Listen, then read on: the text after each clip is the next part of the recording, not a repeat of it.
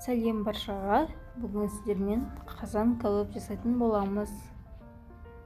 Осылай әдемі, сәнді, әрі дәмді болып шығады. Жасап көрсеңіздер болады. Ол үшін алдын ала фарш пен пиязды стиркадан өткізіп салып езіп алдым. Сосын картошканы ашып осылай қызартып қойып аламыз.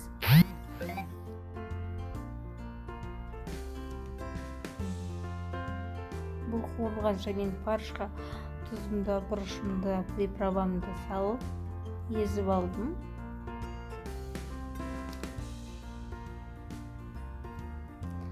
Жанына гарнирге күріш қойсаңыздар болады.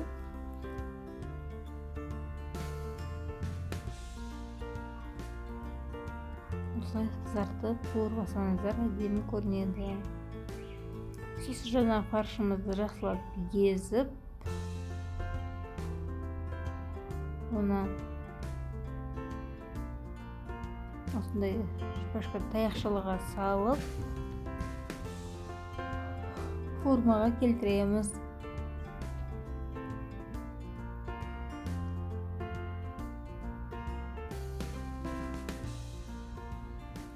Дайын болған фаршымызды тападағы майдың азырағын алып, қалғанына қуырамыз, қызартып.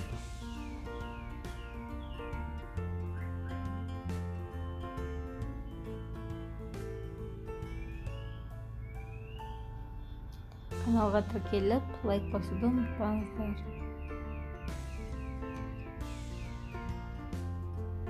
Қуырып алдық. Енді қазанымызға жаңағы кәуаптан қуырылған майды құямыз түбіне. Оның үстіне пияз саламыз.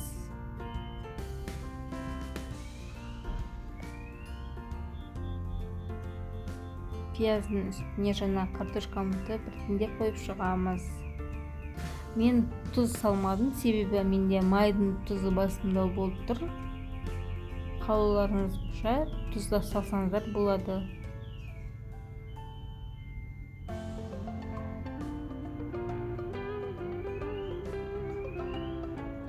Осылай тақтап шығамыз. Оның үстіне бір бокал азырақ су қойып жібереміз. Сонда өзінің буыны жаңа кәуаптарымыз пісіп шығады.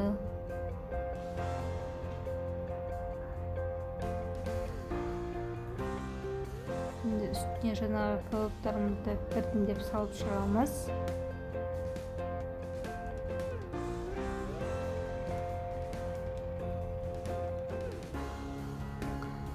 Оттың қазанның астындағы отты бірінші қаттырақ қойып бір қайнатып аламыз, қатты қызғанша. Сосын газды азайтып қоямыз. Қақпағын жауып 40-45 минутқа демдеп қоямыз. Міне осылай болып шықты. Қасына күріш қайнатып қойдым.